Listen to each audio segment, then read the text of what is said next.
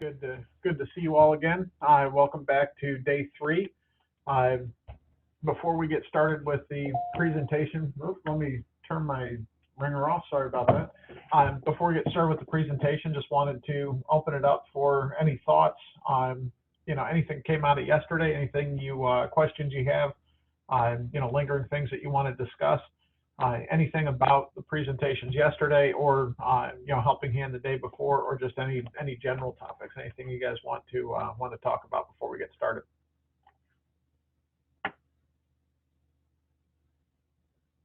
Okay, so I will turn it over to Alice.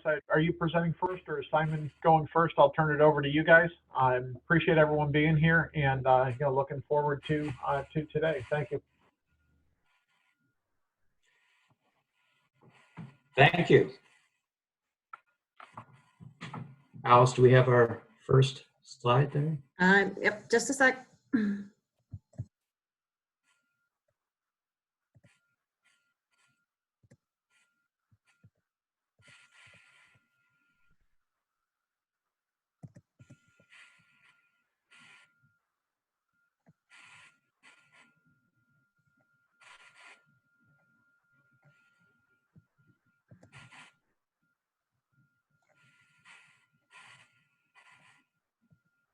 I'm looking for, I can't get my my bar up here. So hang on. So while Alice is loading that up, I'll just put a reminder out. We'll be posting everything on the LMS. All the presentations will be posted on the LMS, along with all the notes. We're going through all the key points and everything, and make sure everything's tight and good to go. And that'll all be posted within the next couple of days. If we don't have it up and online tomorrow, we'll have it up early next week, so you'll have access to all the presentations, along with a bulleted list of all the various things. I'll be talking to the business managers tomorrow. We have our call with all the BMSTs, the GEB, GP, and department heads. So when I'm talking with them, I'm going to go over a couple of the things that we talked about here the last couple of days, the things that we're talking about today, to make sure that they're aware of it. So please make sure and share that information with them as well. They'll probably be asking if you have questions, or if you have any more information on it, they might have questions for you. So those resources will be available to you, so that you can answer them, and tell them what you thought. So I'll turn it back over. Well, it looks like we're good to go. So good afternoon, everyone. My name is Simon Hazelwood. I'm the Apprenticeship Training Representative for Canada. And I'm Alice Gwynn, and I know you probably all know me. So today we would like to talk to you about mentorship. So we're going to start by asking you a couple of rhetorical questions. Do you have someone in your life who has inspired you? Someone who has shown you respect and helped you build your confidence? Do you remember someone patiently, or maybe not patiently, teaching you a new skill? Or just someone who's just always there to listen? These interactions describe mentorship. We'd like to take this opportunity to outline the mentorship program. Some of you have already been through it, so you might be able to provide a little bit of insight. But we're going to walk you through a couple of the steps involved to roll it out in your district council, and how the mentor-mentee relationship can result in job satisfaction and a workforce that will be able to attract and retain new members to the IUPAT finishing trades. So today's goals are that we would like to show you some reasons that mentorship is applicable to our trades, men and women. We're going to provide you just a little brief overview of Skill Plan's mentor and mentee apprentice programs. We're going to take you through a couple of the slides that you would see if you were going through the program. And then we're going to share some plans for the future training for our instructors, the apprentices, as well as the mentors and supervisors or contractors that might get involved in this. So we'll do our best to answer any questions that you might have about the program. And the ultimate goal here is to through mentorship, improve performance through mentorship, and ultimately ensure the growth of our union. So the baby boomer generation is a massive population of construction workforce. set to retire over the next 10 years. So right now, we'd like to take a moment to ask a couple of polling questions. The first question we'd like to ask you is, what is the average age, or average percentage, sorry, of the IUPAT workers over the age of 55?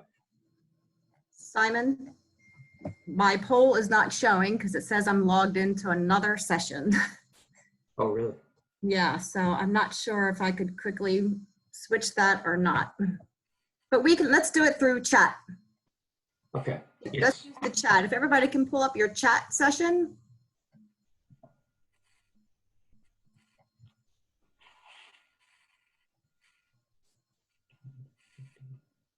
Okay, and then Simon, you can, let's do the first question and then we'll go to the second question.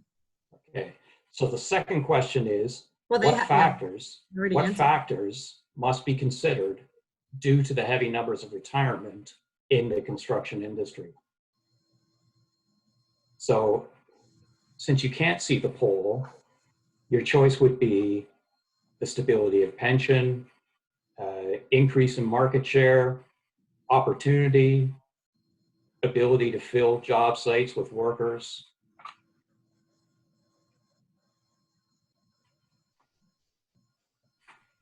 And again, these are what factors may be considered due to the heavy numbers of retirement in the construction industry.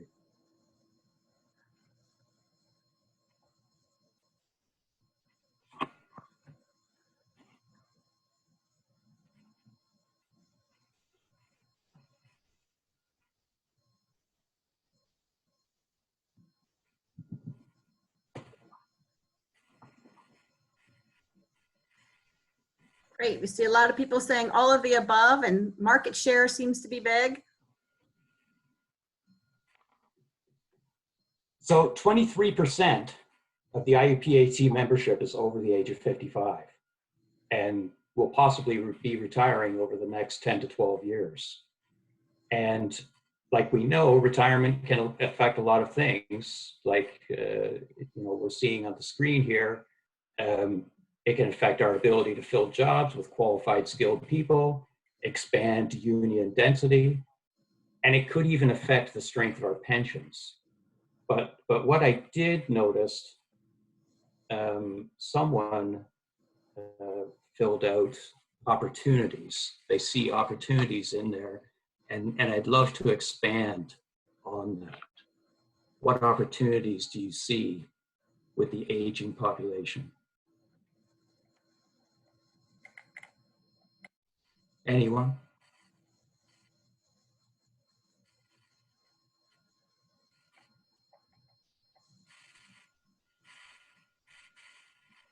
That's a question. Simon, ask your question again. So what opportunity do you see with the effect of the retirements in the next 10 years, next 10 to 12 years? I mean, you're looking at a very large population of baby boomers that are going to retire. And I noticed that's an opportunity to recruit youth. Yes. Simon, Tom with District Council 82. One of the only things that I see is that some of the older generation did not want to train the younger generation, and we see less and less of that stigma every day. But you still have a few of those aged workforce that's out there that didn't want those people to come in and steal their jobs. But that's really the only benefit. We're losing a lot of great craftspeople, a lot of great skills. So we have to take advantage of all that, find ways to get the education that we can from those people before they retire. So yeah, you're absolutely correct. Like when I look at this population of workforce that's retiring and the void that it fills, the thing is, these things affect everyone. They affect the union and the non-union the same. But the difference is we have the infrastructure, the training centers, and the resources already in place to recruit, train, and retain a new workforce. and to capture a greater market of the industry. So like you said, it's time to share the knowledge of our successful journey workers and give our apprentices the support needed to be successful in the job. Next slide. So mentorship is key. The mentor and the apprentice relationships have been occurring for hundreds of years. More than 80% of apprenticeship takes place on the job. So when you look at those numbers of workers retiring over the age of 55, 23%, and understand that 80% of the apprenticeship takes place on the job site, it's essential to have the right mentor with the desire, the attitude, and the proper training to guide our apprentices. If we take great pride in training, the training we provide in the classroom, but this may allow us to extend that pride and that knowledge from the classroom and develop the skills and create the expertise in the field.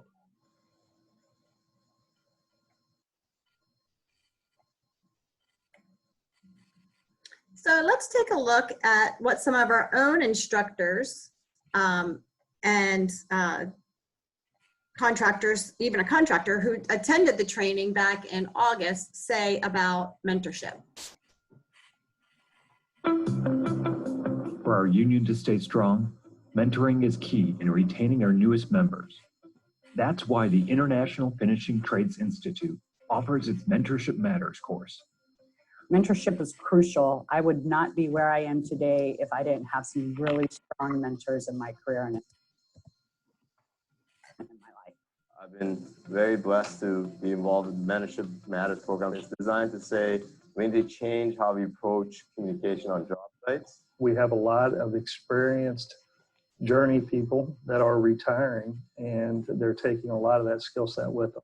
We talk about mentorship all the time and its importance in recruitment and retention, especially for apprentices. It's valuable to understand that it's designed to engage both groups. Both groups need to engage in order to get that mentorship really happening. The 6 steps for the mentors is designed to say, hey, you're really good at what you do. You really are. You're brilliant. That's why you're a 4-person and you're running a job.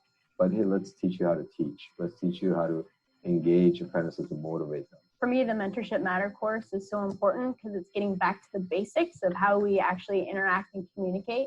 We're at the point where there's different generations working with different generations. So we're just trying to bridge that gap and bring in the tools that can help facilitate everybody, the entire workforce.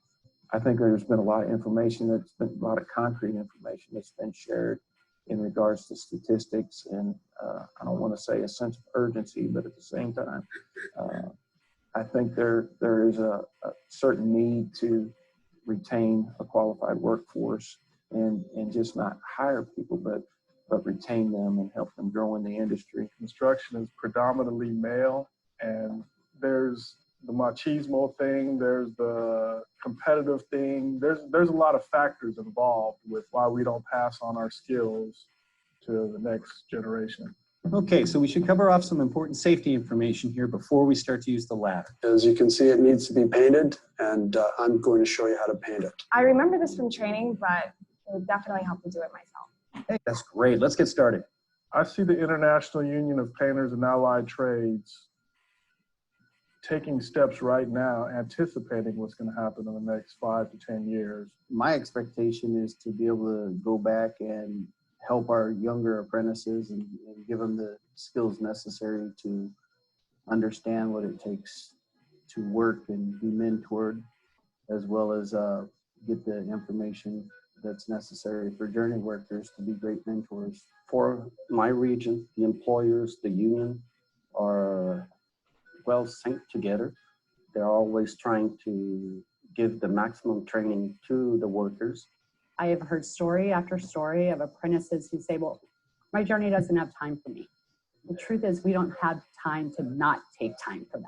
A culture shift is really important if we're going to be the IUPAT for the next 50 years.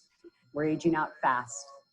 And if we want to bring in the next generation of painters and allied trades, we better make sure that we are doing everything we can to not only get them in the door, train them the way we want them to be trained, but to retain them. If they were with somebody that was a good mentor, then maybe they actually continue in and contribute to the industry for years to come.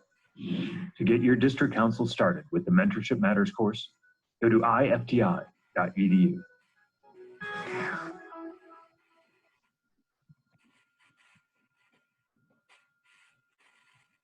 So later on in this hour, we might ask you, some of you who have taken this training, to tell us a little bit about your experience with mentorship since you have attended the training. You saw in that video, I always said that DC 58 had the perfect storm because they had an instructor, the DOT, as well as a contractor. That was Andy Runze, one of their contractors, attended the training. And it really takes the coordination of all three, mentor, the contractor as the supervisor mentor, the mentor as the journey person, and the mentee as the apprentice.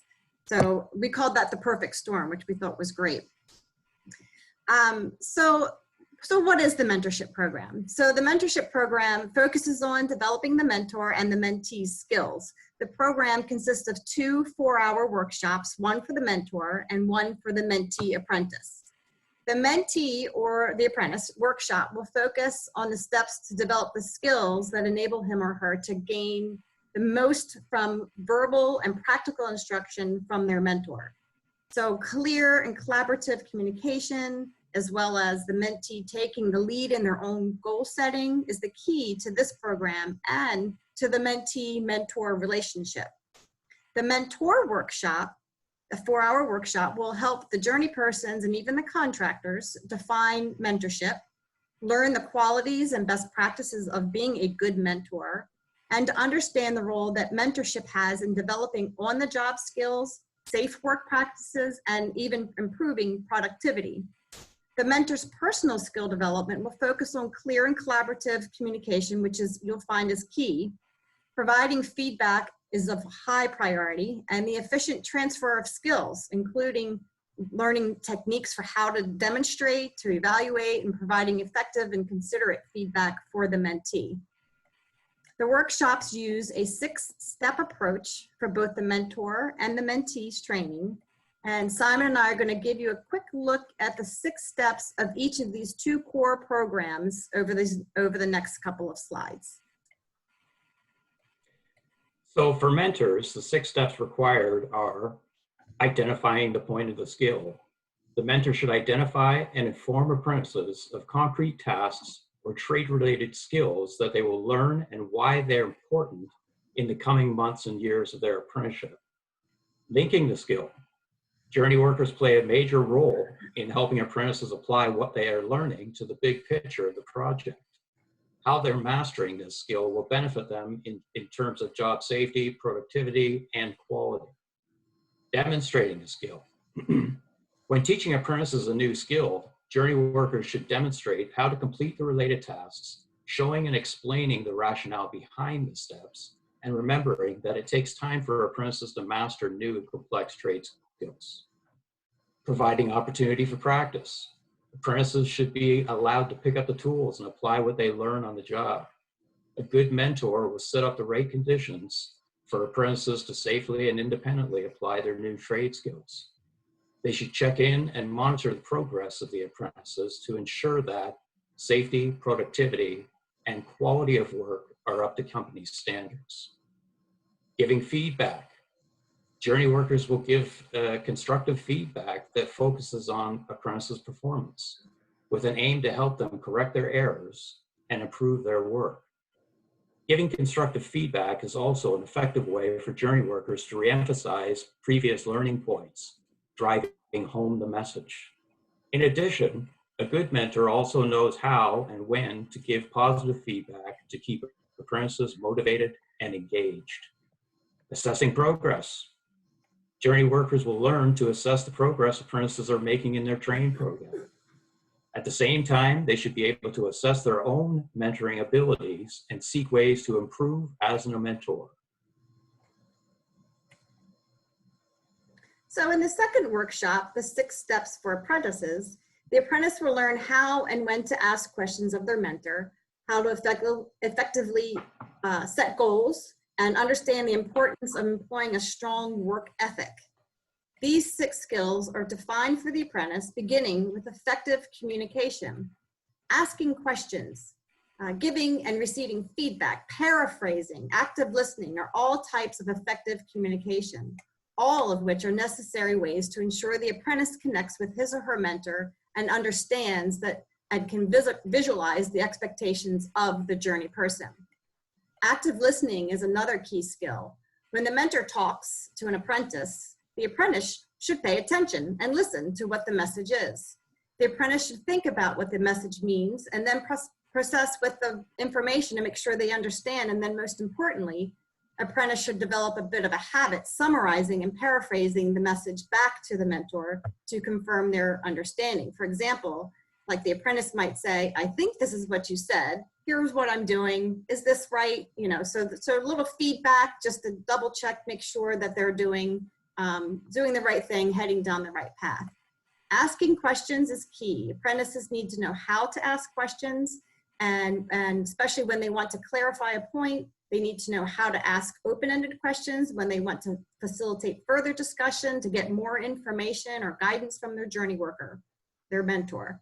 The apprentice should always feel that there are no dumb questions.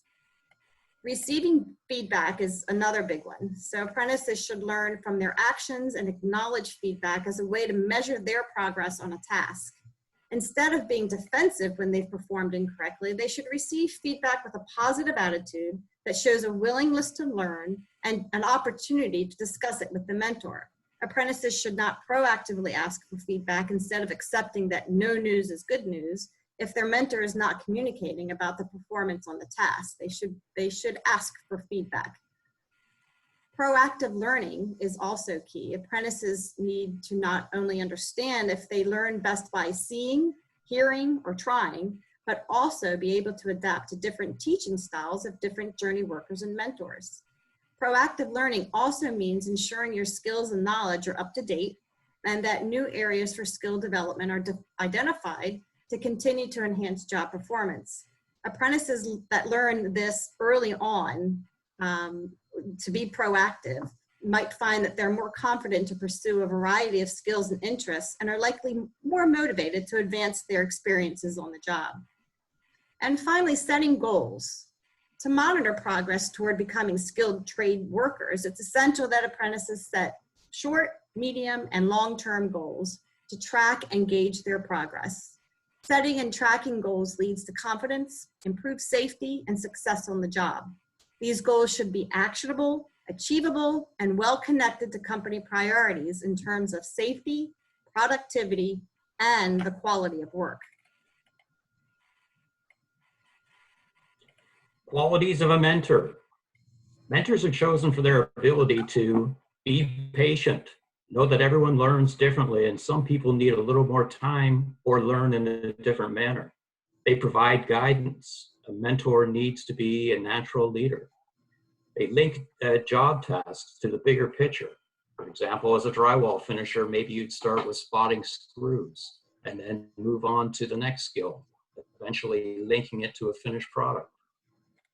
They would provide opportunities to practice a wide range of skills and provides support and constructive feedback and can easily assess progress.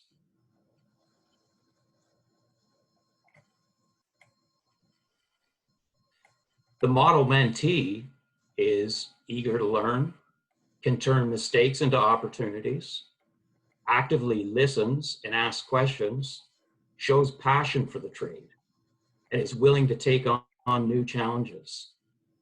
They would set goals and take ownership of their own apprenticeship. Sounds like a dream.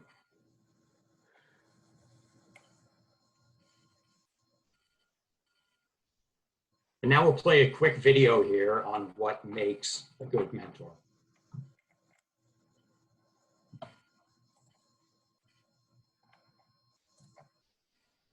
Well, what makes a good mentor is somebody that's got experience with the task, but also an ability to communicate and understand what the learner is able to do and what they're not able to do. They're hardworking individuals that are willing to help other people. I guess a good mentor would be would have to be pretty patient, I think. Leadership is a big part of it, and clarity is also a big part of it. Being there to answer questions and being able to give feedback to the worker so that they understand exactly what it is that they're doing right and what they're doing wrong. Definitely have to have a positive attitude, not a negative attitude. I feel that effective mentors that I've had, what they've done is from the word go, they really created an open environment, one where I felt that I could ask questions and I wasn't going to be judged. He teaches me throughout the day, every half an hour to every 10 minutes, and maybe constantly he's telling you something. Good mentor, a person who teach you with no boundaries if you are a woman or if you are a man, and have a lot of patience to show you step by step.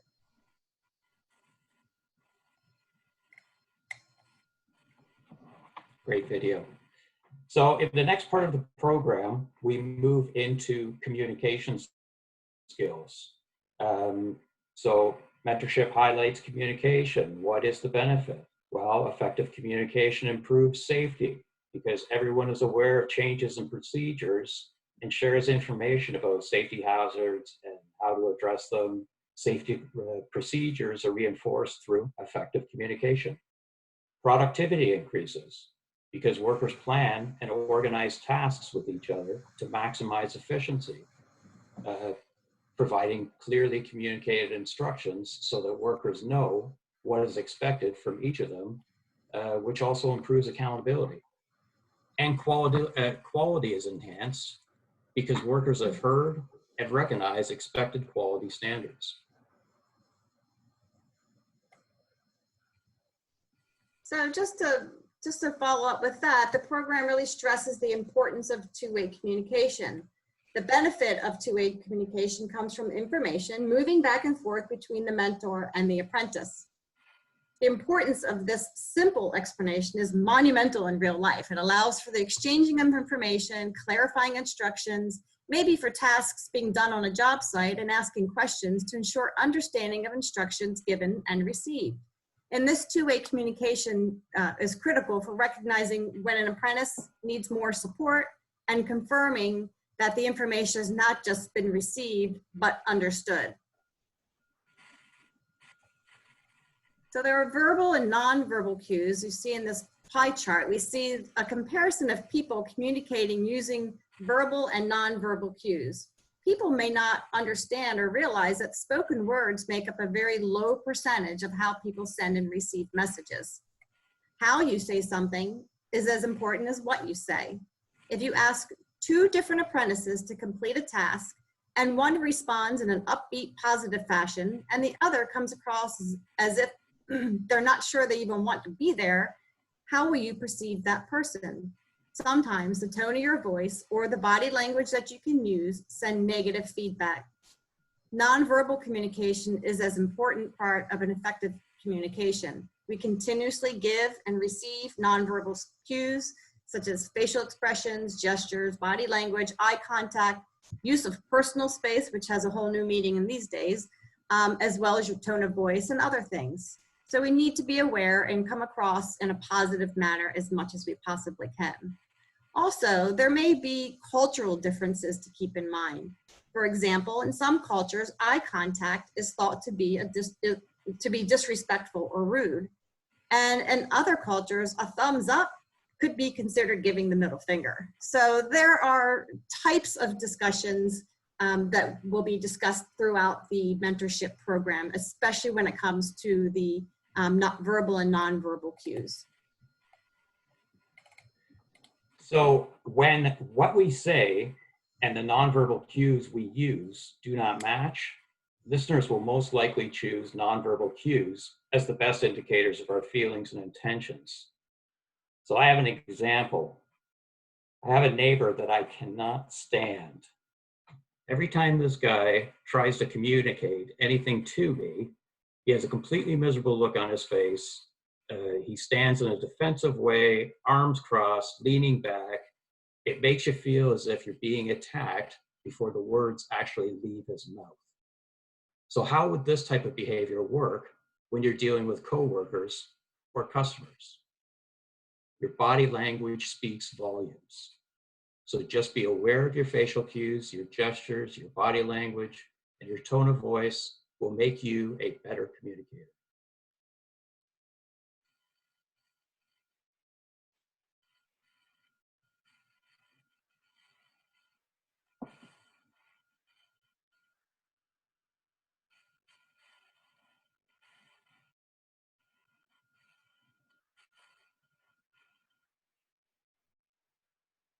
Alice, you there?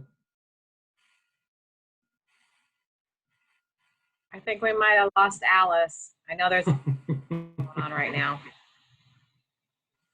Yeah, we actually had the power in the building went out just I don't know, maybe 10 minutes before the meeting started, so I was a little worried that we weren't going to be able to get on here either. So Yeah, I got dropped, so hang on. Sorry about that. I was dropped 4 times yesterday. It was pretty bad driving in this morning. It was really raining. Now it's kind of let up a little bit, but it's or it let up for a little while this afternoon. It's back at it again. So we're getting it up here in Maryland. I don't know about the rest of you.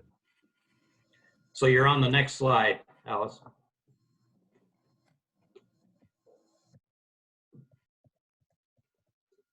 Next one. There okay. Whew, okay, glad we're back on track. Okay, so think of a time when you were teaching an apprentice a new task. How did you know when the apprentice understood the instruction? Body language, nodding your head. Maybe they use verbal, nonverbal cues like yeah, asked a couple of questions, maybe even repeated the instructions back. Let's observe the way two-way communication between this mentor and mentee come across in this scenario.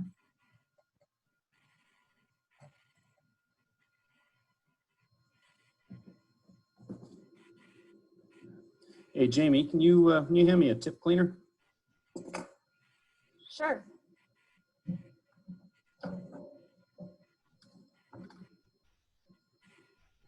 I asked for a tip cleaner, not a wire brush.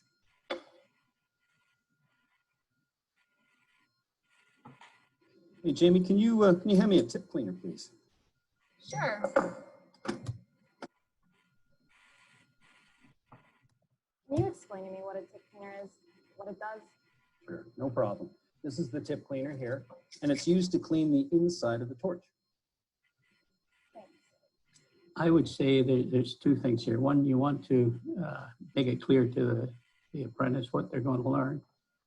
And at the end, actually tell them what they did learn again. And get feedback from them to see if they actually did learn it.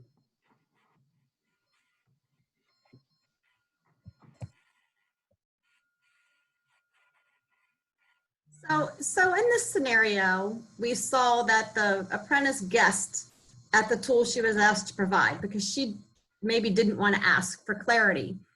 So what if they were working on the 12th floor of a building and the journey person asked for a tool that needed to be retrieved from the 4th floor?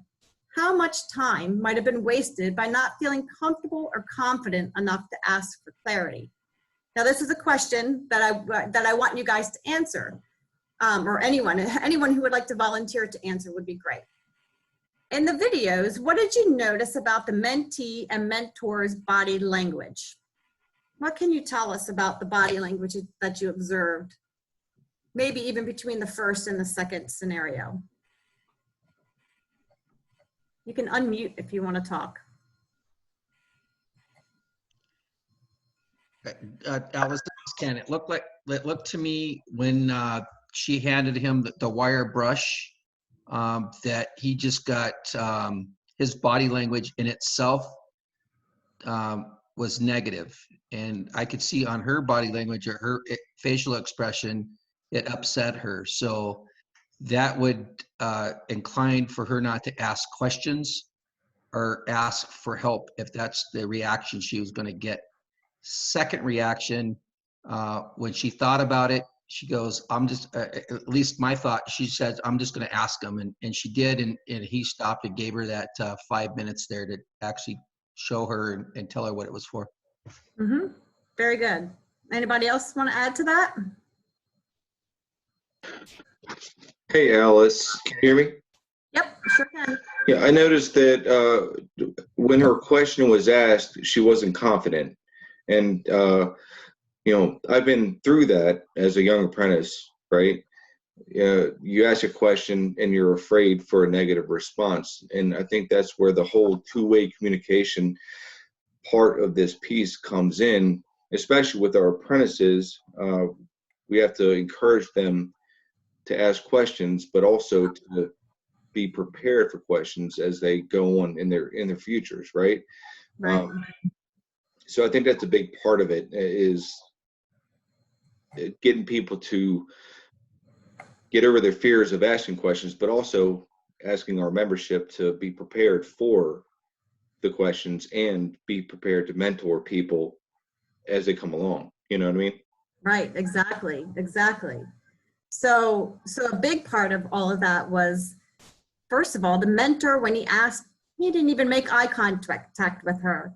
If he had looked up and looked her in the eye, he would have seen her initial reaction was confusion and hesitation. So you guys are all right on the money. I saw a couple of people, Brian, Dan said he looked standoffish and there was no direct eye contact. Exactly. Seemed a little disgusted, that she didn't get it right the first time, but he didn't notice her body language. Thanks for your input. So establishing short and long-term goals helps an apprentice take responsibility of their own development and helps them become more aware of the skills they're learning and the skills he or she wants to learn in the future. So when I first started out in the trades, I had a mentor named Roy. He was an amazing tradesperson and he had a business mind. He owned several income properties. And the great thing about Roy was he was willing to share all of his knowledge with me. In the trades, in his business knowledge, everything, which inspired me to be like him. And that gave me incentive to learn my trade, to work hard, and achieve my goals. When I started working for Roy, I was earning $8 an hour, but he was very fair. Every month he'd give me $1 raise, and I was doing well. And one day he said to me, he could see my potential, and he said, in a very short period of time, you could be earning $1,000 a week. And that was it for me. Like, I was off to the races. At that time, I knew exactly what I wanted to do for a career, and I started to set my goals. And I also knew from Roy's guidance,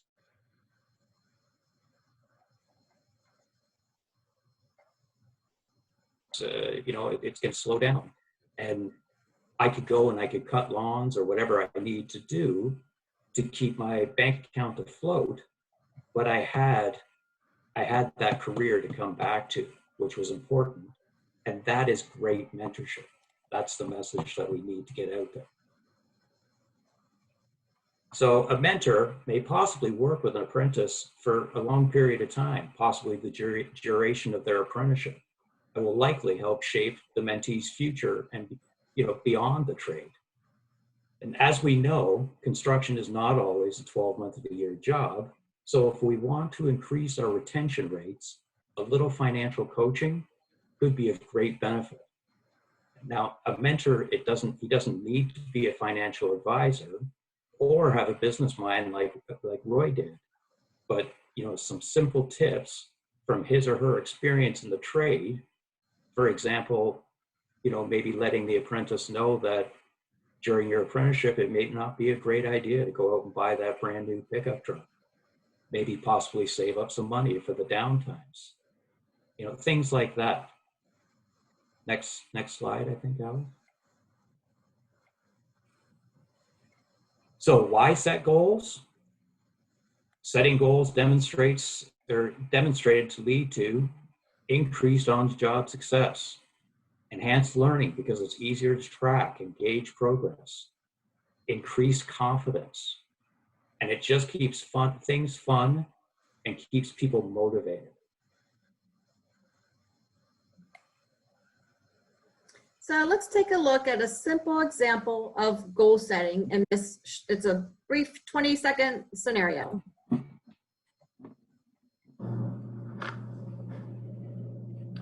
Wow, Mira, you're doing a great job here with the layouts. Seems like you're reading the blueprints really well as well. Thank you, but I'm actually having some issues with a couple areas. Would we be able to go over them sometime soon? Yeah, absolutely. We'll set up a time. Thank you.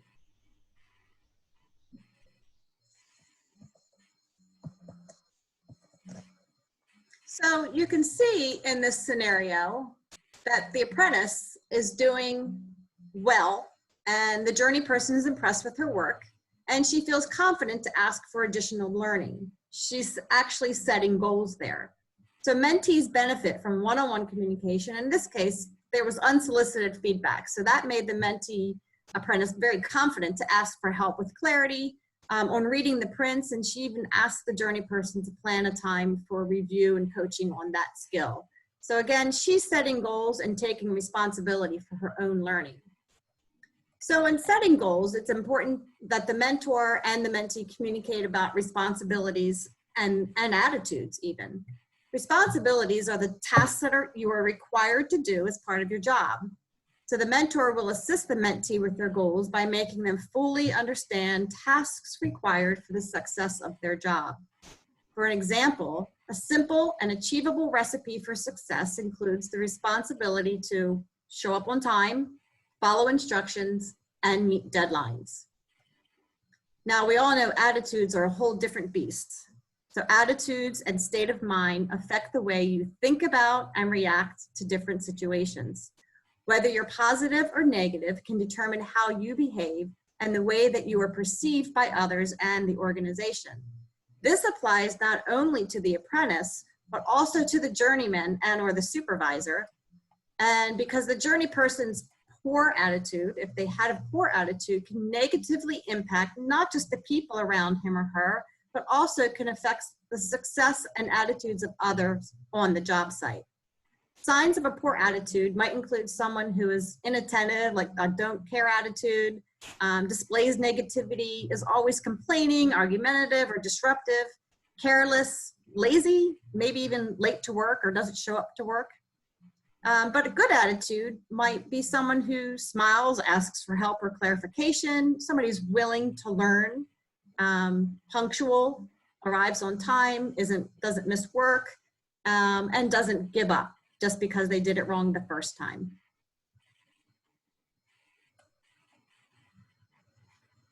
So we've given you a little taste of what the skills being taught in the workshops are all about. Obviously, during the workshop, it'll go into greater depth. There's a lot of discussion and role playing during those 2 core courses. I want to tell you a little bit about the resources for instructors that want to teach this class. So the 2 core courses are taught. We've held one at the international, a train-to-trainer model. We provided it in a 1-day workshop, which covered both the mentor and the mentee programs. It was taught by Fareed from Skill Plan. And the class time allowed for lots of interaction, lots of discussion, role play. They practiced the skills of the mentor. And they also gave the opportunity to role play the actions of the mentee and what their reactions might be to behaviors as the mentor. So the instructors will be able to order the materials needed to conduct the training at your local training center. And you can work with the international for that. And those materials are going to include, everything that you're going to need. A step-by-step guide. There's PowerPoints.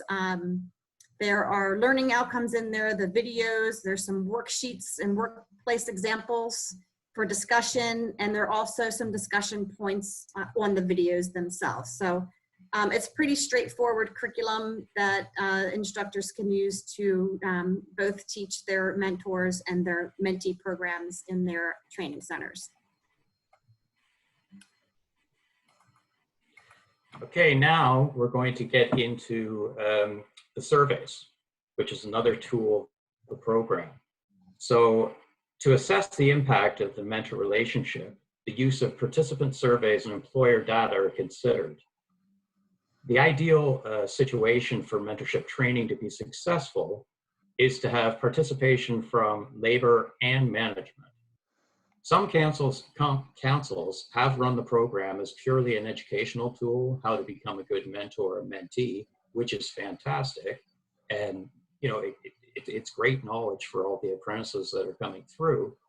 But it would also be great if employers were involved, for example, in the selection of the mentors that the mentees are going to be working with.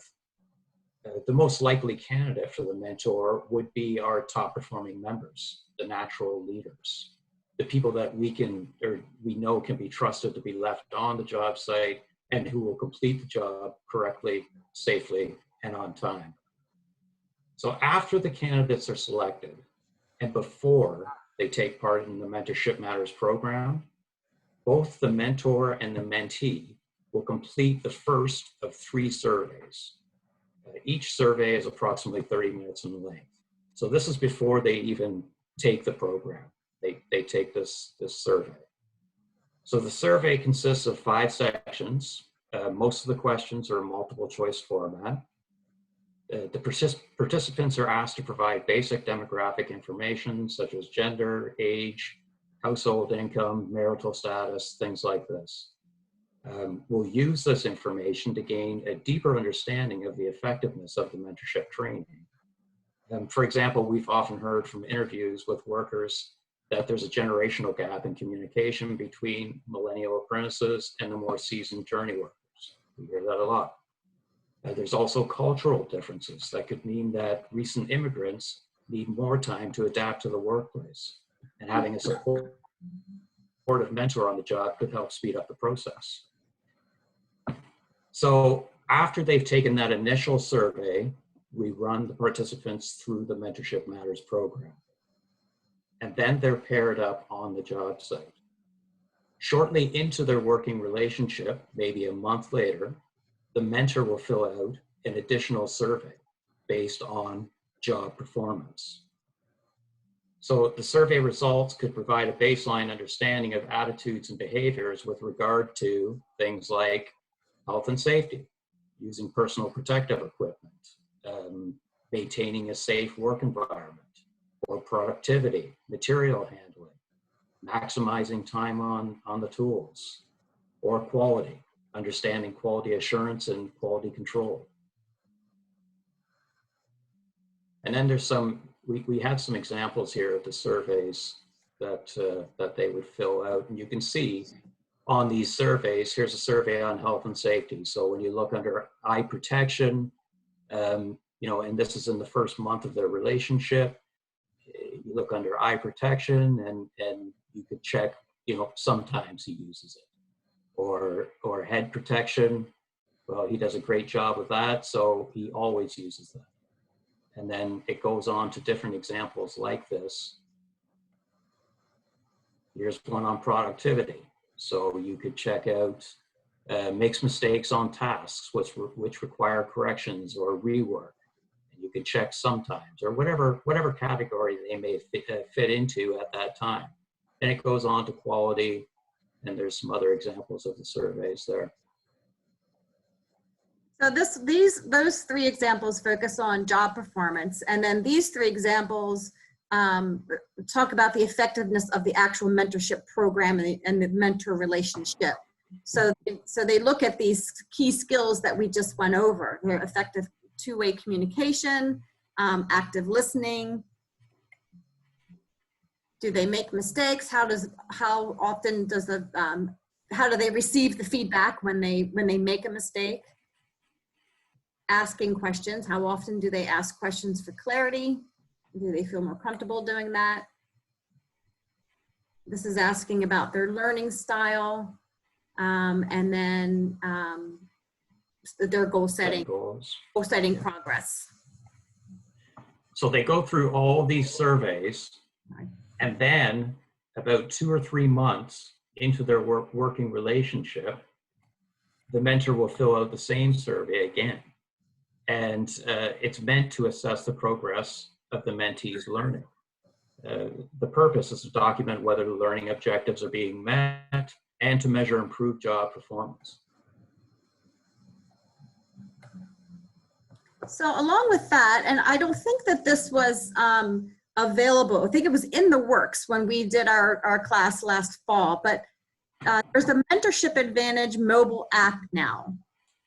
So this, obviously, any app is designed to provide timely, specific opportunities and reminders.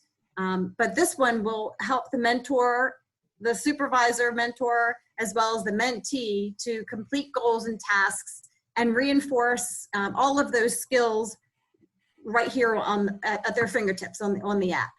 So the app is loaded with 12 weeks of mentoring skills and learning objectives. And it features, include tasks for the supervisor, the mentor, and the apprentice.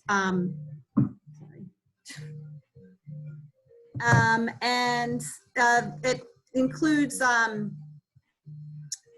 and actually I think the app, we haven't had a chance to really dig into it. And I believe that it will replace the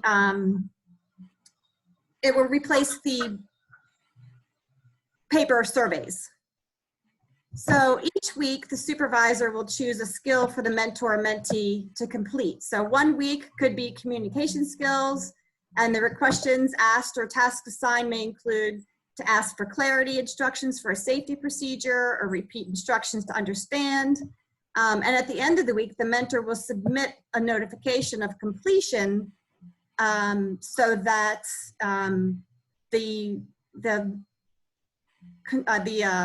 mentor can look at that and submit a notification and fill out a short survey, which is probably where those paper surveys will be replaced, about the mentee's progress for that skill. So the mentee also has a questionnaire that they can use to assess the mentor and his or her mentoring skills.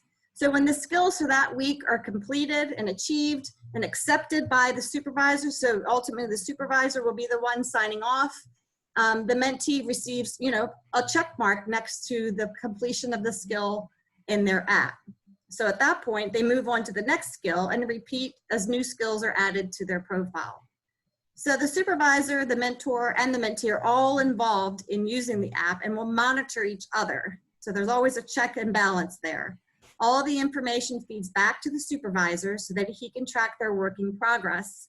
And over time, the supervisor will be able to see whether there's a reduction in job site waste or increases in productivity, less time off or days absent from the job, and other noticeable changes, like a more harmonious crew morale could be observed because people might be feeling more confident about their jobs because they've been properly mentored.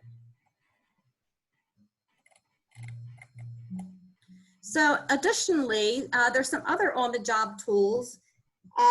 There were paper copies, but we also learned that once you set up the app, and you can have access to the app once you sign up for the class, they send you a link, and you have to go in and fill out your profile information, and then you're set up with your mentor.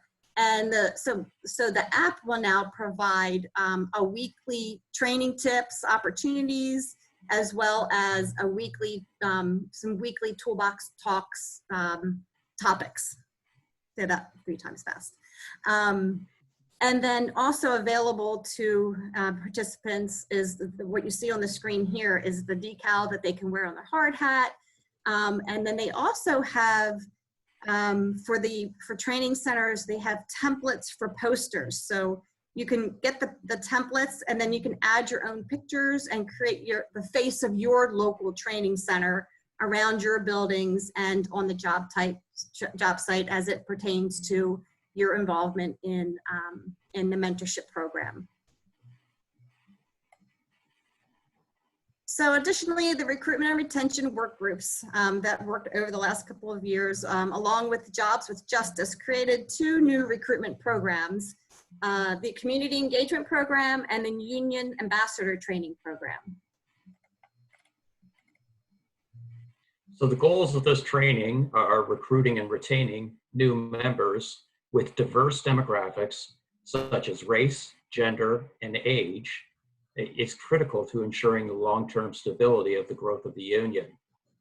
While some of our district councils have found successful ways to connect with members from targeted communities, others have found it more challenging. So this training is designed to share and discuss recruiting successes and challenges, to provide a framework to establish goals and a blueprint for success. Participants will begin to strategize the steps to reach out into the communities in which we live and work. So what would you expect from this? The training is approximately 4 hours, and the objectives of the course are to analyze industry-related data regarding the current and future state of the workforce, evaluate and discuss IUPAT members on the job experiences in their own words, analyze case studies from district councils that have had success in expanding their membership, what worked there may work in other councils, create a community engagement plan by applying best practices and strategies for reaching out to schools, community groups, churches to share, about our available opportunities. So I have an example of sharing success stories. Recently, I asked for the membership of our Glazers in one of our district councils. And I did that because I was curious of the age of the membership. So then I took that information and from one district council and I broke it into the local unions. And this is just for one trade. And then I broke that into age categories by 10. So it was 16 to 25, 25 to so on. And for the most part, the information was what I expected, in terms of the norm for the IUPAT. There was one local union that's located very close to the training center, and they had the best balance of age. They have access to all the pre-apprenticeship programs and et cetera, so you could see it. There was a good balance in their membership. The rest of the local unions, you could see had a much higher trend of an aging workforce with very few younger members in the mix. And there was one of our larger local unions that has great union density in that trade. And in their area, they were showing almost 40% of the membership over the age of 55. So that's a target. You have to work on that demographic right there. But there was one exception in the province that I found was interesting. And this one local union, when you looked at their numbers, he also had a very high percentage of young members working on the job site. And this is where I talk about, sharing best practices, because I gave this representative a call, just said, hey, this is what I did. And I noticed, you have a young membership. What are you doing? And he was happy that I asked the question, because he said what he does is whenever he has a free day, 2-3 days a month, and this may sound a little creepy sort of, but he will go to high schools and colleges and park in the parking lot and wait for the students to come out. And at that time, he goes out and simply hands out the marketing material and tells his story of the trades. And it's a success story. And this representative, he's a younger guy that probably relates to that age group well, and he has a good story. It's a good success story. And from that, he said, you would not believe how many people under the age of 25 called him and became members of the union. So then in turn, when he signed those members up to the union, he made it mandatory for them to attend all the monthly meetings. And he said that each of his monthly meetings, he'll have at least 25 people there under the age of 25. So it's almost like an ability for him to mentor these people that are coming into the system to make sure they're okay. We don't always have enough time as a representative to touch base with everyone. So, he's made these connections and he's making it work well for himself. So in the Community Engagement Ambassador Training Program, we talk about teaching members to be our recruitment team. And so if you're targeting the younger generation of workers, maybe use a younger member that has had success in the union career to spread the word. And use that same approach in recruitment of women or underrepresented communities or people of different churches or, you know, whatever it might be. Another example is when Alice and I and Eric Redding attended the American School Counselors Conference in Boston last year to market our trade opportunities. So Eric had suggested a young member in his local, there she is, Alex, to join us. So Alex just knocked it out of the park. Like, she was so excited to be able to speak about her experience that she had in the trade, and she had recently completed her apprenticeship. And I believe because of her age group, you know, it related to the counselors because she doesn't look a lot older than some of the kids that they're teaching. They wanted to hear her story. They wanted to hear, you know, about her experience of working in the trades. Alex is the perfect ambassador for our union. And she's bright, she's well-spoken, and she's excited about her future. So what we want to do with this program is to use that experience with Alex and build on it. We want to provide the training, the messages to focus on, provide scripts, PowerPoints for high school visits or career fairs or whatever the recruitment drive may be. Provide brochures, handouts, videos, anything needed to make the recruitment tool easy to work with and access from one central location. Because the other thing that I've found with working with different district councils is some district councils like knock it out of the park when they're doing career fairs or whatever it might be, because they have the resources and the staff available to do it. But in some of our smaller local unions, they may not have those resources, and everyone is so busy, it's, you know, a last minute attempt to throw things together, and sometimes it shows. And in order to engage, you know, young people into this conversation of our trades, you have to bring something to the table, right? So what we want to provide is a one-stop shop of material to teach our members how to help recruit the next generation of workers. The Union Ambassadors program will give young members a purpose that may make them feel like they're really part of building something. A stronger union where they belong, give purpose, and getting involved. So the other thought is the ideal implementation of this course will include not only the apprentice instructors of our district councils, the directors of training, and employers who are looking for members willing to teach and provide feedback, and generally provide professional guidance to the members, to our members' workers. And our plan is to combine the community engagement ambassador program sort of with the Mentorship Matters as a recruitment retention 2-day program.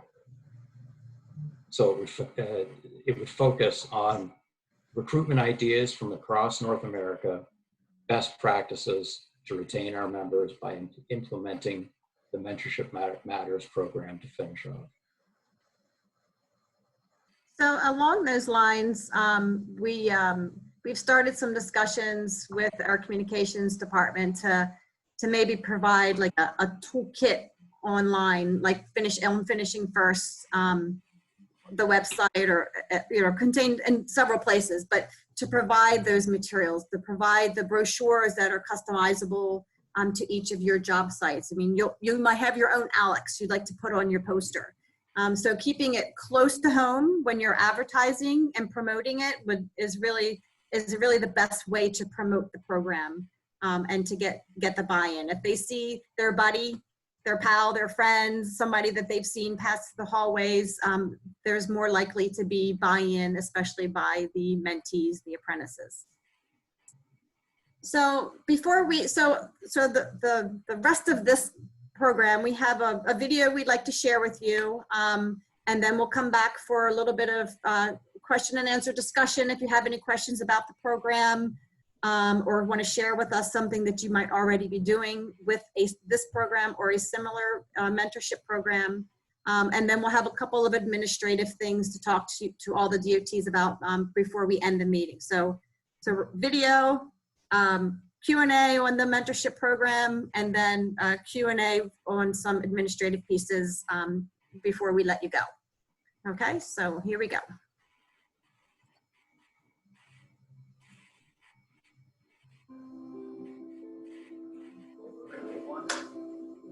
In you go, monsieur. Here comes.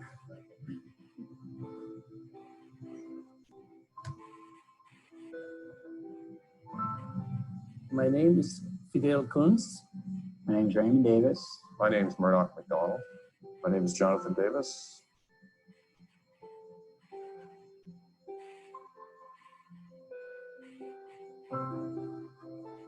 Now what's happening?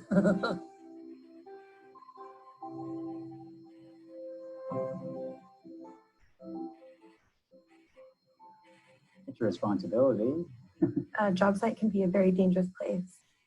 Things can get carried away real quick in this job. We typically were pretty hard on our apprentices and our training, the mentors and coming in. And I don't know if that was the right way. I got brought up that way, and that's how I got put in. And I was just thought it was the way I had to pay my dues. Now looking back on it and how we're doing the training now, it wasn't the way to do it. I think it's really important to impart our knowledge.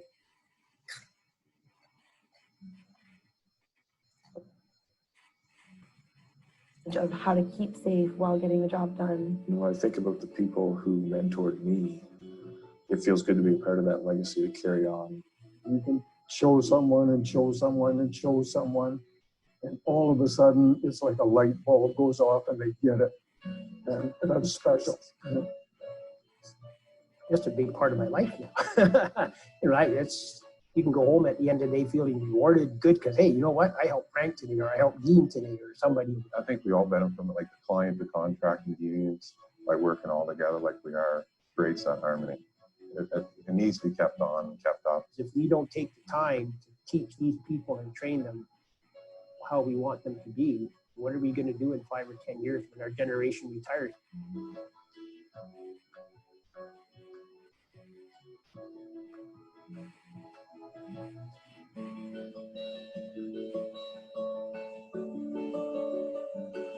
Every time I see the guy, he tells me the same. I'm so glad that I wait for you because I learned a lot from you.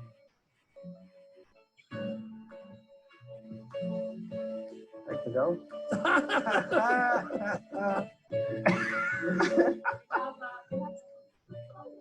You're here? This is my boy. This is my boy. It's not often that you get the opportunity to thank someone who's made a positive impact in your life. However, today is one of those times. Brittany, thank you very much for everything you've done for me. I just want to say you've been a great mentor for me. Day one, I started as a tiny little half-full electrician. When you are an apprentice, there's so much to learn. Practical skills, working with others. As expected, I often felt overwhelmed. However, you were always there. I recall working with you one time. You asked me to make a simple cut on a piece of insulation, but I managed to mess it up. So you laughed and said, cut it again. But this time, you watched and gave me some tips. Things that I learned just about how to treat people and how to work in a safe manner and be good at what I do, but at the same time, understanding the importance of being a good person. I always think to myself, how when I'm doing something, if I come across something that I'm not quite sure what to do, I think, well, what will Jim do?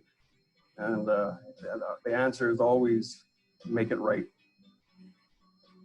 Without mentors like you, I would not have grown in this field as much as I have. Because of how you do your job, it gives me great appreciation for this skill trait. It makes me feel good. It makes me know that maybe what I'm doing is the right thing. Thank you from the bottom of my heart. There's the amount of influence you have over my life, taking me through my career and my life. Thanks, brother. It's been great. It's been fun to work with you. I mean, what else can I say? Thank you. I appreciate your mentorship. It's special. Yeah. I am so thankful to Fidel. I named my last son Walker Fidel After him.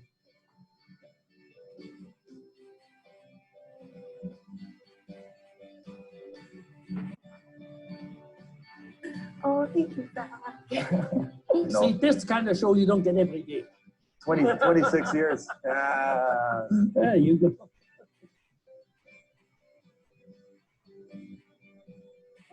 Yeah.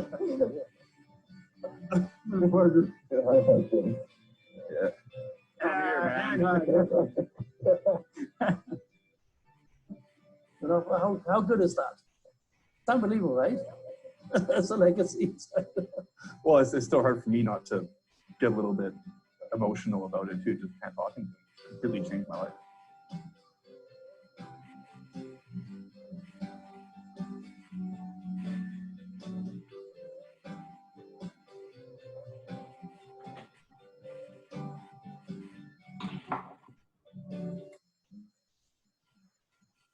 Okay.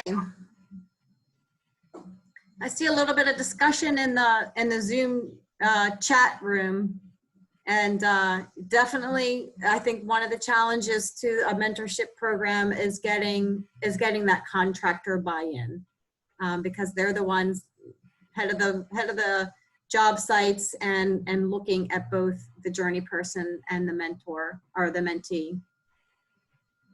And yes, that's a powerful video. I've watched it 1,000 times, and it gets me every time.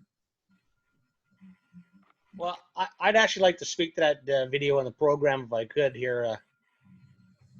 I've probably seen that video about 50 times, and I still get a little choked up every time I see it, because 4 of the guys in that video are actually members of DC 38 here.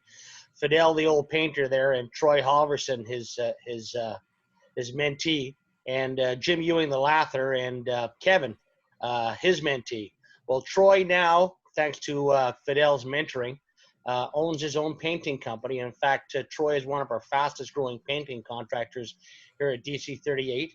And Jim Ewing's apprentice, Kevin there, is now the wall and ceiling representative here in our council. So there's 2 prime examples of what mentorship can do.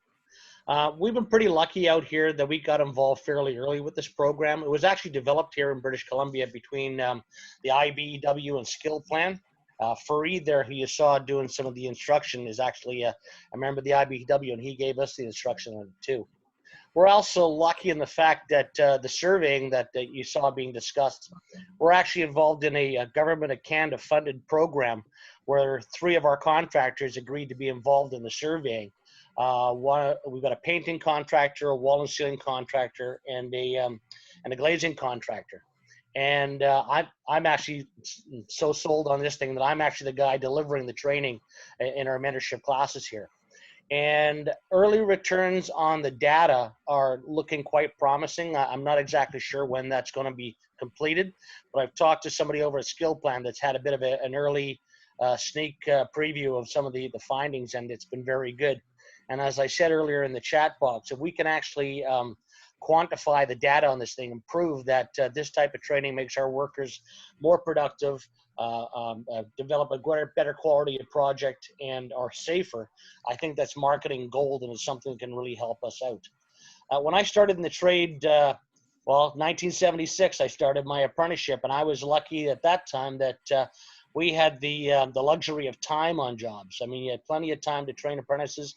I was very lucky. I came up with a bunch of old European journeymen that not only took the time to teach me the job, but actually teach me a lot about life too. They'd talk to me about investing and buying a home, and did you really need to buy that new van, Patty? You know, maybe you should put money in a house. So these people actually took an interest and a time in it. And unfortunately, we've lost that luxury of time on our job sites, which is why this program is so important, because we've got to be a lot more efficient in how we give this information, pass the information from our older tradespeople onto our newer apprentices. And I know there's a bit of a reluctance with some of the older guys to be involved with something like this. So what we've actually started doing here at our training facility is we deliver the mentee training to our level 1 apprentices. And then just before our level 3 apprentices write the red seal to become journey people, we actually give them the mentorship side of it. So we're hoping over time to be able to get this out into the job sites probably a lot more efficiently through our apprenticeship program. But bottom line, I think it's a worthwhile program, and I think it's something that is really going to help the IUPAT, especially if we get that contractor buy-in. I saw earlier, Brian, you made a comment. It's tough to get your contractors to buy in, but I'll tell you what, the ones that do buy in and they see it, these are the forward-thinking guys, and these are the guys that are going to really, help drive our trades forward in the future. That's my piece. I've said enough. Hey, Patty, just to build on what you said and a question, you mentioned that there's maybe a reluctance from the older generation of workers to mentor the new generation of workers that are coming up. Why do you think that is? It's the old machismo thing again, right? I'm not a babysitter. I'm not here to babysit you, right? You're a big boy. If you really want to learn this job, you'll learn. It's that type of thing, right? That's why I also like the soft skills program that Dennis Doran's been teaching, right? Because it's a different day out there, right? And there's a different mindset, and there's a different way. I mean, these young kids coming into the trade now, a lot of people like to complain about the millennials and that. They're good kids. They just need to be handled differently. And they're not going to put up with the bullshit that I put up with when I was an apprentice. I mean, we used to smack our apprentices. I know I got smacked a few times, right? That doesn't happen anymore, and that doesn't work anymore, right? So I think there's kind of the old school mentality still there. The reason why I asked that is I was recently at a membership meeting. Well, not recently with everything that's going on, but a few months back I was at a membership meeting, and I was sitting at the back of the room and listening to the conversation that was happening there. And the majority of the people there were over the age of 50, one young person. So near the end of the meeting, the gentleman that was running the meeting said, "Oh, I'm sorry, Simon," introduced me and said, "Do you have any comments?" And I did, because there was 3 topics of conversation that came up in that meeting. And one was retirement, because a gentleman that was sitting there was lucky enough to be retiring in the next week. 2 was our pensions, and 3 was the next generation of workers. And when I addressed them, I said to them, I listened to these 3 topics of conversation, and the funny thing about it is they're all intertwined. And I said to the gentleman that was retiring, I wish you all the best in the world. It's fantastic that you're getting to this retirement, but if we don't take the knowledge in this room and pass it on to the next generation of workers, and I want to keep this discussion positive, because I think that as a union, we have a great opportunity here. But the reality is, if we don't pass on our knowledge to the next generation of workers and take advantage of this opportunity to grow our union, our pensions are only worth the paper that it's printed on. Because if you don't have the mentorship or the members coming up behind us to replace us and help fund those pensions, that's how it keeps it strong. And the gentleman in the meetings afterwards came up to me afterwards, and they said, "Thank you. It was a good discussion and something to think about." But I also, in keeping this positive, we are facing a shortage of trades in both of our countries right now. And there's a lot of retirements that are going to happen over the next 10 years. But just imagine if we could duplicate that top 30% of the IUPAT, our membership, that strength. I mean, not only is mentorship the right thing to do, but that's power, that's growth, and that's what we have to do going forward. Thanks for your comments, guys. Hey folks, this is Bernie. Can I chime in? Absolutely. Yeah, first I got to say that was a phenomenal presentation. I think you could probably spend a week on this subject matter alone, because there are so many facets to the stuff that you presented. So to keep this short, I want to specifically speak to the issue of some of the comments I saw about it's hard to get employer buy-in. And we've talked over the last couple of days about changing culture. And unfortunately, in the United States, we have a culture of hurry up, finish the job, milestones, timely completion, all this other stuff. And that's even more important in some instances than quality and maintaining health and safety on a job site. Somehow, and this is done in other developed countries, if you look at Germany, you know, Norway, the building trades over there, it's very different. They're held in the same esteem as a doctor or a lawyer, right? Just as valuable. And the pace of work there is different because there's a different cultural acceptance about what good work is. And I don't know the answer to this, but I see it, you know, in evaluating health and safety and also work constantly in the United States, is we've got to get employers, and not just employers, but the public, to understand, you know, what quality of work is. And we have to change the cultural attitude to let an employer know, hey, we can take an extra, you know, 5 or 10% of a time commitment to make sure that we are doing the job properly, which includes mentoring the next line of folks that are going to come up and take over in the field. It's incredibly important, and this is something that you can't hurry up, right? We need to be able to change that culture to allow that buy-in to happen. You shouldn't have to argue with an employer to give you that time.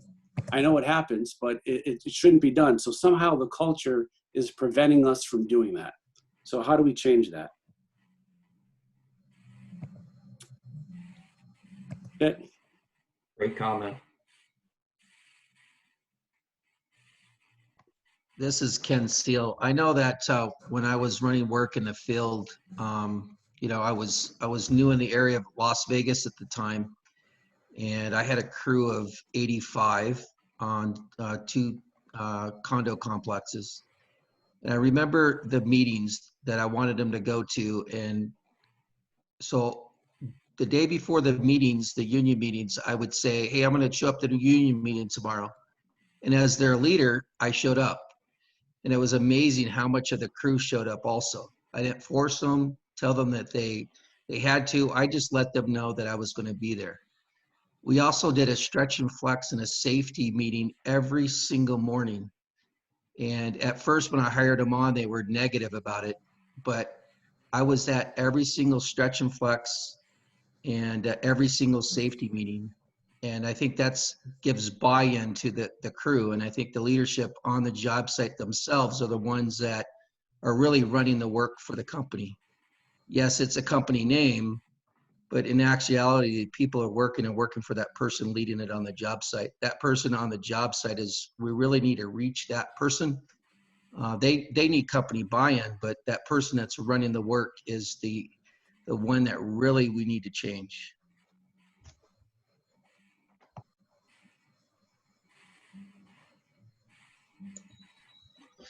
Yeah, that's it. I think that's an excellent point, Ken. I mean, honestly, without buy-in, nothing works. And we really need it at all levels. One of the things, and if you don't have it at the top, you're not going to have it below because they're going to see it as smoke and mirrors, is all. And the ability to feel free to ask questions, whether it's in the classroom or on the job site, is key. Because if you shut that down and others see you shut that down with someone or make them look stupid or try to make them look like they're stupid, then you're going to kill it. You're going to kill any kind of buy-in that you're going to possibly get, regardless of what the setting is. And we have an owner that I always admired that actually came to the classes himself, sat in it. He offered attendance prizes. You know, he went above and beyond. I mean, he would draw tickets at the end of the night for Cardinal games, for other things. And you know what? That company had buy-in. I mean, from every level, because they believed it. Recently, in the last few months, you know, you've got the flip side of that. I actually suggested and requested that we pull an apprentice from a contractor because of unsafe conditions. And that's the first time that I know of that it's had to be done.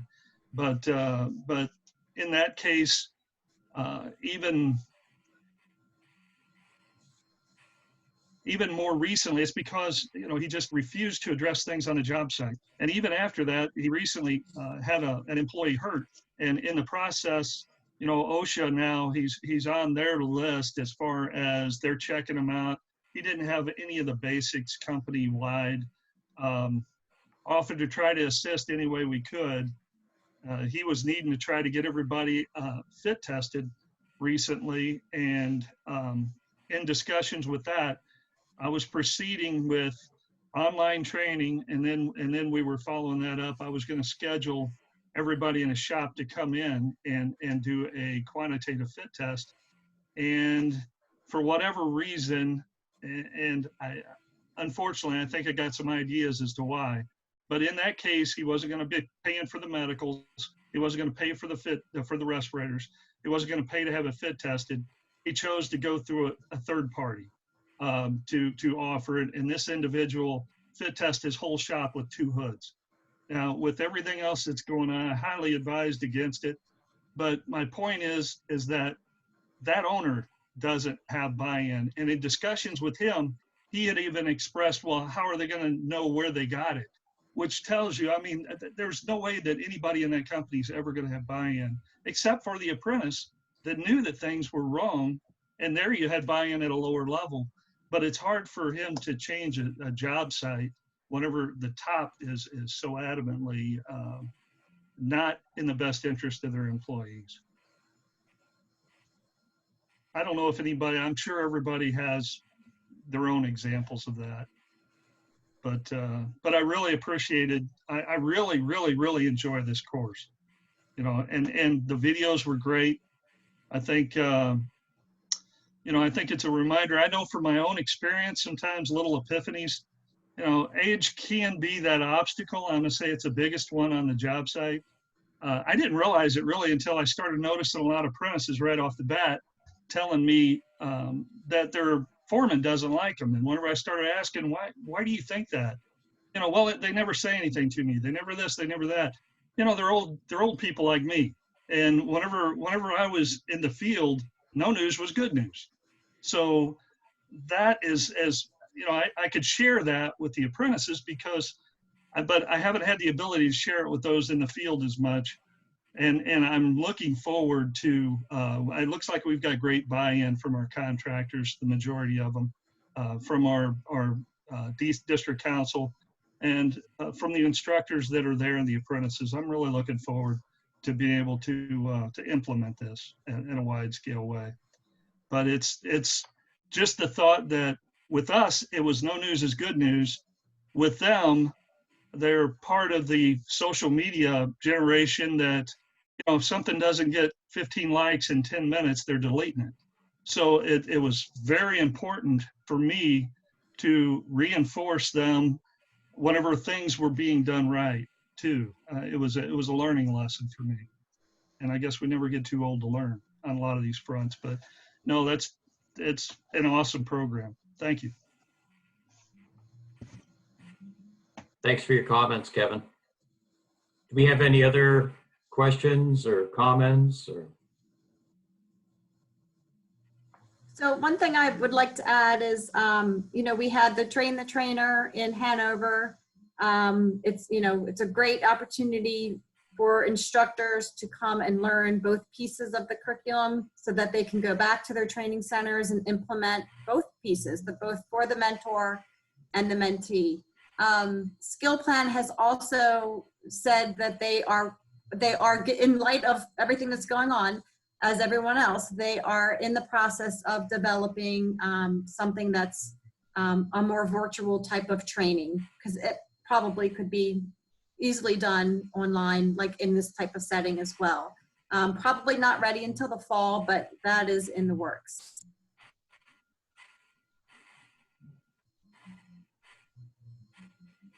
Okay, so are there any other questions or comments? Thank you all for listening to us today. I think that I'm going to turn it over to Tom Funstein. We have just a couple of administrative pieces of things that we want to share with you before we end the last day of our DOT session. So it's been great to see everybody. Thanks, everybody. Stay safe. Tom? Thanks, okay. Thanks, Simon. I just wanted to put in the chat box there for you to, as has been said before, but there's 2 places in the LMS where you'll be able to access the recordings as well as the presentation materials that you saw over the past 3 days. One, Donna's pulling up, I think, showing up the LMS into the folder. There'll be a folder in your account. It's going to be labeled the DOT seminar. And then there's also the FTI, the course number, the FTI 1012, which you can have the course descriptions in there, and the materials will be there as well. I would also ask that you all take some time to go in there and complete the survey as well. And then between Nicole and the rest of us here in Hanover, we'll mark attendance complete from that perspective as well. So again, you know, those resources are there for you to have. We also will continue to, as you've heard over the course of the last 3 days, we'll be continue to try to offer some instructor training via the distance learning. We know we have some that are enrolled in the Cascade. It's going to take a stab at the first aid CPR coming up here first week of May. Bernie and Ken, as they mentioned yesterday, are working on an ICRA class. Bernie is also, and Ken are working on a respirator class as well. Looking at a couple other ones, might be an abbreviated version of the PCB. We'll probably get something out. Maybe we'll put out a push for whether or not we had Changing the Culture of Construction on the books in Hanover in June, early June. So we'll see if there's any takers on that one, or if you want other folks enrolled in that. Nicole from the office will probably send something out there to push that, to see if there's any interest in having that, running that class again. But just stay tuned as we continue to work through this. But we'll continue to look for offerings for the instructors, for yourself as well as your instructors. If you have any suggestions of things that you want to see that we could probably deliver at a distance, please, you know, shoot us a note to the FTI International. Or if it's something that you maybe want to share with others from across the IUPAT and want to put together some type of training. I've talked to some of the ATRs about that already, and I might be reaching out to some specific people that maybe have trained at our facility as well. So with that, I will turn it over to Anton for any closing remarks. Hey, real quick, Tom, this is Nicole. There's a question in the chat regarding our canceled classes, if we're going to be rescheduled or fit in sometime this year. Not quite sure if we have an answer. I doubt we do, but we might want to just talk about it a little bit. So the course calendar, you know, in the learning management system, you'll see if we're postponing them. Right now, we are closed. Anton can talk more about that, but I know we're closed through today, but I don't anticipate us going back. So what we're doing is looking at what courses are being offered that would, like in June right now, we're looking at courses that we could potentially offer at a distance in June. And yes, once we get back and we are clear to reopen, Anton, I'm sure we'll get some guidance there from next door on how we're able to proceed and when we'll get back to having folks back at the training facility. Just much like your training facilities, there's a lot of moving parts. We'll take guidance from the state as the school we are here, but we also have things to consider, such as the residence hall and the dining hall, and Anton and Bill Cordian are kind of leading up that, and we'll take direction from that group as far as when we get to go ahead to reopen and how we will proceed from there.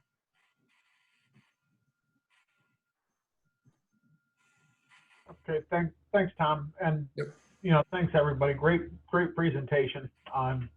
You know, when I think about when I first got into the union, you know, working on the union side rather than working out in the field, I was quite a bit younger than I am now. I feel older every day. Every time I look in the mirror, I'm getting grayer. The circles under my eyes are getting darker, and that's happening to a lot of us. We got some young folks on the phone, but or on the screen, but there's a lot of us are getting older and grayer. I've always tried to live by the philosophy of push the people that are ahead of you and pull the people that are behind you. And I've never really knew how to go about doing it. I did the best that I could. I tried to mentor along the way. But you need training to be a mentor. You need training to learn how to be mentored. And I think it's great that we finally have something that we can share with folks to put them on the right path. The comments that were over in the chat box, I think there was some really good stuff there, some really good ideas, really good things that people are actively doing now that others could implement. And that's the kind of stuff that we need. We need the interactivity. I've said this a couple of times already over the last couple of days. I wish we could actually be together, because sharing that type of stuff, sharing those ideas, collaborating on things, just talking about what's working, what doesn't, it gives people ideas for what they can implement locally. I really miss that. But that being said, I think this was great over the last couple of days. I'm curious what your feedback is. I really want to hear from everybody. Did you like this? Did you not like it? What did you like? What didn't you like? Too long, too short, good presentations. What could we do better? Bad presentations? I really want to hear honest feedback, because if you got something out of this, if you enjoyed this, I can't wait to get back to actually meeting in person again. But in the interim, I think we could do more things like this. We could put on shorter sessions where we get together, somewhat frequently, maybe not once a week or even once a month, but get together on a more regular basis to share, collaborate, and talk without having to get on a plane, fly in, and see each other face to face. I really can't wait until we do get back there. But again, in the interim, I think this is a good substitute. I really appreciate everyone's participation. There's a lot of work that went into putting this together. Everybody did a fantastic job of, coordinating, organizing. We did some dry runs. The technology worked. I mean, it was a really good, well put together, seminar. And there was a lot of people that did a lot of work to get us to where we are today, to be able to do this. So I really appreciate, my team and the hard work that they did putting it together. I really appreciate the presenters and the work that they did putting it together. I really appreciate all of you taking your time to be here with us, to be engaged. There's a couple people texting. I was on the phone a couple of times. I know we've all had a couple people walk in the office and things like that, but for the most part, everybody's been engaged. I think we had every DOT was here. We were missing one the first day. That was understandable, but everybody's here and have been participating, and I hope that you got something out of it. I miss seeing you all. I really look forward to seeing you all in person. As soon as we can make that happen.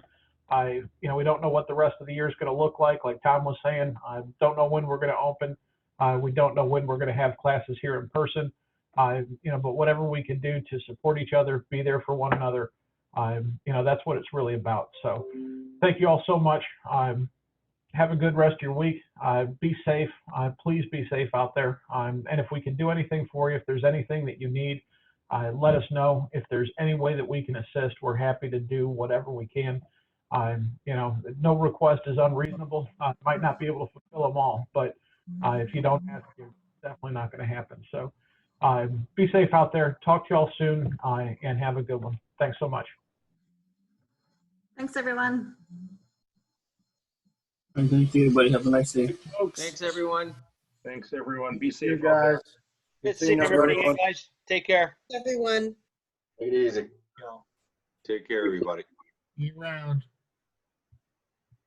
Very well done. Thanks. Thank you.